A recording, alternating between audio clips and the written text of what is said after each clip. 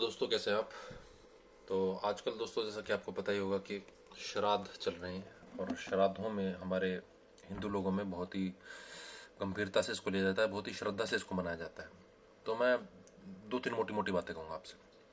सबसे पहले तो आपका कोई अगर साथी आपके होम टाउन में रह गया हो, बाहर चला गया हो, न्यूजीलैंड चला गया हो, यूएस चला गया हो, कहीं भी, उसको आप, कई बार होता है कि हम अचार नहीं दे पाते, है ना। कोई अमेरिका में चला गया, कोई न्यूजीलैंड चला गया, तो हम, होता है, उसे समोसा नहीं दे पाते।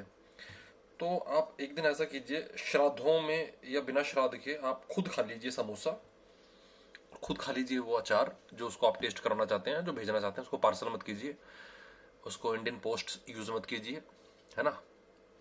क्यों कोरियर का इतना खर्चा करना है, बहुत खर्चा होता है यार फ्लाइट से भेजने में।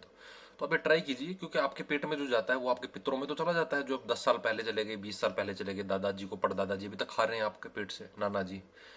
तो ये जो आपका भाई है, जो आपका रिश्तेदार, दोस्त, जो आपसे दूसरे शहर में ही है, या आपका कोई फ्रेंड है जिससे आप बात करते होंगे, वीडियो कॉल करते होंगे, उसको अगर आप खाना भेजने, तो आप ये टेक्निक इस्तेमाल कर सकते हैं, श्राद्धों की टेक्निक।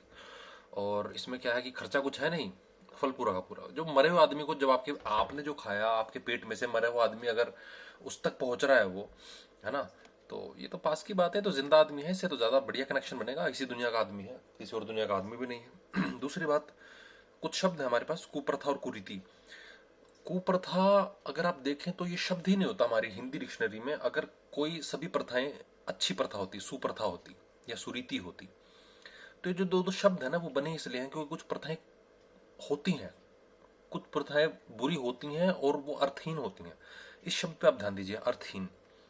जो भी चीज अर्थहीन है, उस प्रथा को त्याग दीजिए। प्रथा, सबसे पहले आप देखिए, वो आपका कहीं से भला कर रही है, और अगर उसमें बिल्कुल अर्थहीन है, वो कोई उसमें वैल्यू नहीं है, वैल्यू एडेड एलिमेंट ही नहीं है उसमें, वो सिर्फ करने वाली है, और आपको दिखाई दे रहा है कि एक पर्टिकुलर समय में, एक पर्टिकुलर काल और देश में सर्टेन जाति ने, जो नंबर 1 के पोजीशन पर बैठी हुई थी, उसके पास कोई कार्य नहीं था, वो खेती नहीं करती थी, वो लोहार नहीं थी, वो क्षत्रिय नहीं थी, तो वो जाति क्या करती अपना पेट भरने के लिए, तो उसने ये रास्ता चुना।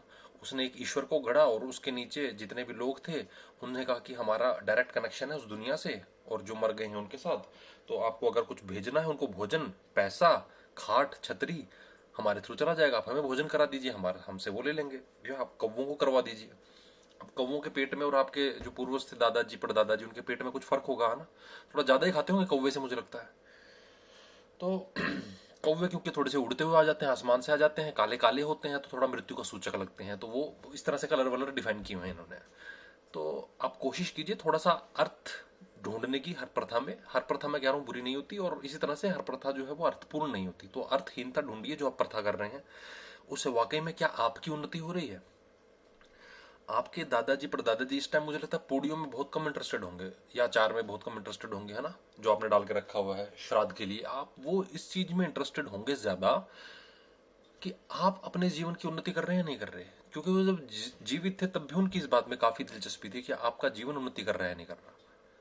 तो कर्म कांड और प्रथाओं और कुप्रथाओं को छोड़कर आप देखिए कि आपकी उन्नति किसमें है। आपको कर्मकांड की जरूरत ही नहीं पड़ेगी। आप भाव पकड़िए, कर्मकांड का क्या है। भाव जब तक आप नहीं पकड़ेंगे किसी भी कार्य का, किसी भी प्रथा का, भाव तो समग्र रूप से यही होता है ना कि आप अपना भला करें, जीवन का भला करें, जीवन की उन्नति करें। तो जब आपने वैल्यू ही समझ ली, तब आपको सिंबल और बेकार पड़ चुकी सिंबोलिज्म की तो जरूरत ही नहीं। जब बारिश ही छट गई तब आपको छतरी की जरूरत ही नहीं, क्योंकि आपको वैल्यू समझ में आ गई कि अब इसकी जरूरत ही नहीं। तो आप डायरेक्ट ही उस वैल्यू पर जाइए, अपने जीवन की उन्नति की ओर लगिए, और कर्म कांडों के पीछे भागना बंद कीजिए। वीडियो अच्छी लगी हो तो लाइक, शेयर या सब्सक्राइब कर दीजिए। धन्यवाद।